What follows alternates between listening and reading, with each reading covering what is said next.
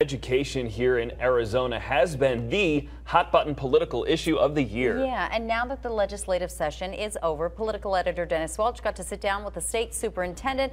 What are her takeaways, Dennis? Yeah, now you got to remember, it was just a couple of weeks ago that Governor Ducey described his education budget as a, quote, home run for education. But after speaking with Superintendent Diane Douglas, definitely wasn't ready to go that far.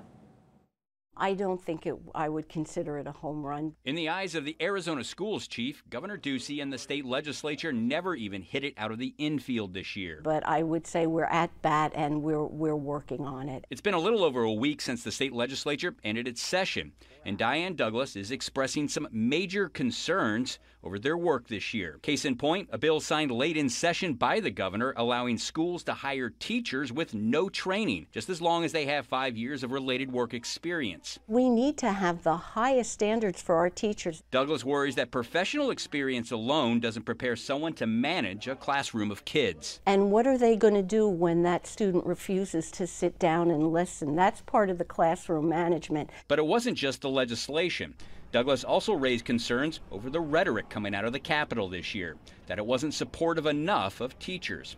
Recently, one lawmaker implied that Arizona's low-paid teachers didn't need a big pay raise, that they weren't taking second jobs to pay the bills, that they were using that extra income to buy cars and boats. I don't believe our teachers are out there taking a second job to get a boat or another house. Regarding teacher pay raises, Douglas asked the legislature for an 11% pay bump, but watched as the governor and the legislature settled for a 2% raise phased in over 2 years. I'm disappointed. I think that's very fair to say, and not disappointed for me. I'm disappointed that we're not bringing, and we will look at it. We are pursuing other funding sources.